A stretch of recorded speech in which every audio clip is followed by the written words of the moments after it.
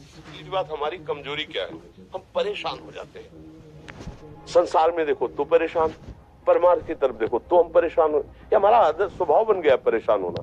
थोड़ा सा धैर्यवान बनो, गंभीर बनो। कोई भारी से भारी विपत्ति में परेशानी स्वीकार करके विपत्ति से थोड़ी निकला जाता। सुलझो, ठीक है विपत्ति आई, समस्या आई, इसका समाधान होगा। ऐसा थोड़ी कि हमें नष्ट कर देगी। अगर अभी हमारी बड़ी हानि हो जाती है, हम कल इससे बड़ा लाभ प्राप्त कर सकते हैं। हमको एकदम बिल्कुल गंभीर रहना है, इतने कमजोर नहीं बन जाना। अब वो गए तो क्या होगा, अब वो वस्तु गई तो क्या, पद गया तो क्या होगा। प्रयास किया था, ये पद मिला था, इससे बड़ा पद प्राप्त करूंगा, मैं इससे बड़ा महान बनूंगा। ठीक है, एक बार गिर गया, गलती हो गई, दंड भोगूंगा, फिर इससे ज्यादा संयम में रहूंगा। बिल्कुल मतलब एकदम फ्रेश दिमाग रखना चाहिए। पर अपने लोग क्या है, जरा सी बात में एकदम पछड़ा कर लेते हैं, एकदम कमजोर हो जाते हैं। ये बिल्कुल ठीक नहीं है। हम जीवन भर की यात्रा की बात कह रहे हैं, भारी से भारी कष्ट में भी मुस्कुराना, तो हमें बल मिला है, हमें भगवान की कृपा का दर्शन हुआ है, हमें उनका दुलार दिखाई दिया है। अगर ऐसे तो भाग जाते हैं, फिर परमार्थ में थोड़ी चलना होता है। आज जो आप सुन करके लाभ लेने की चेष्टा कर रहे हो ना, ये केवल प्रवचन नहीं है, ये जीवन है। अगर ये जिए ना होते ना तो ये इसका प्रभाव नहीं पड़ता, फिर वाणी का प्रभाव नहीं पड़ता। हम इसीलिए कहते हैं, जैसे आप लोग एकदम परेशान हो जाते हैं, तो बोलो क्या हमसे ज्यादा परेशानी होगी? दोनों किडनी खराब, दवाई लाने के लिए पैसे नहीं, पानी रखा है हम उठ के पी नहीं सकते, भीषण शरीर में कष्ट, भीषण बुखार, क्योंकि किडनी फेल, जरा में बुखार, खाने को क्या, रोटी मांग के लाओ। अगर वहां सब्जी मिलती तो लाल मिर्च ऐसी पड़ के मिलती थी कि पा नहीं सकते थे।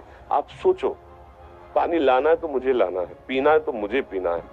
अगर मैं हारता तो कहां पहुंच जाता, क्या स्थिति होती? नहीं, मरना है। पर कदम पीछे कोई दिन ऐसा नहीं जिस दिन सेवा ना की हो, जिस दिन सेवा ना गए हो।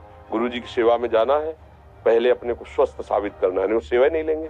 तुम बीमार हो, तुम कष्ट में, वैसे उनकी दृष्टि बड़ी शांत है। उनकी सेवा की, आके लेट गए, फिर हिम्मत की, अपनी श्री जी की सेवा की, मधुकरी नहीं गए, 3-4 दिन भोजन नहीं गए, पर सेवा नहीं छोड़ा, दिनचर्या नहीं छोड़ी।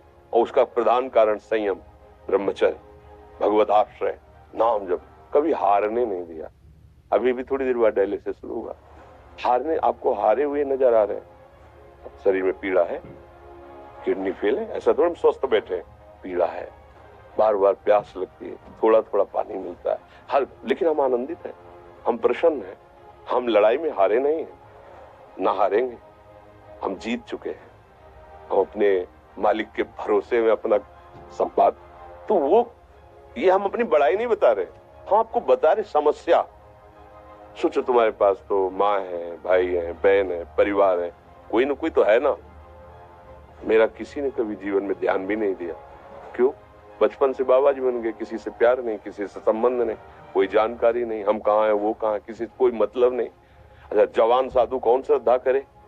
कभी गांव जाने की हिम्मत नहीं पड़ती कि रोटी मांग ले, पता नहीं लोग क्या सोचेंगे, क्या भावना कर ले।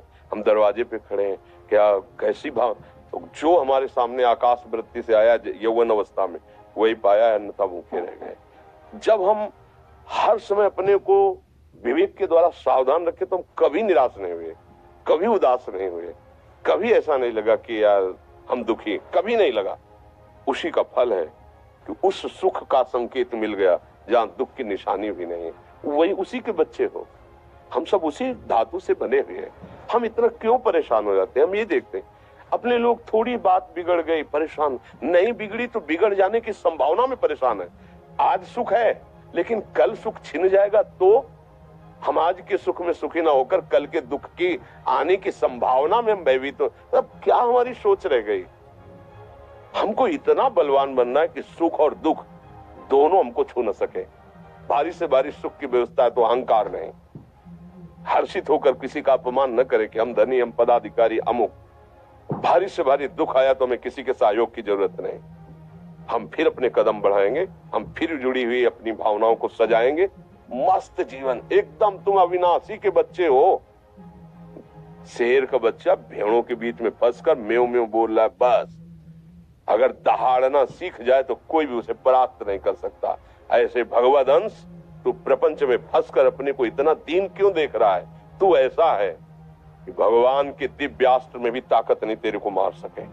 तू अविनाशी का अविनाशी बच्चा है, विनाशी भोगों को, विनाशी शरीर को मैं मान के इतना भयभीत, इतना दुख, ठीक नहीं। ये सबके लिए, केवल एक के लिए नहीं। आप समझो, आप लोग सोचते हैं हम गृहस्थ होकर भला ऐसी स्थिति कैसे। जनक जी सुखदेव जी के गुरु हैं और राजा हैं, महल है, रानियां हैं, नौकर है, चाकर।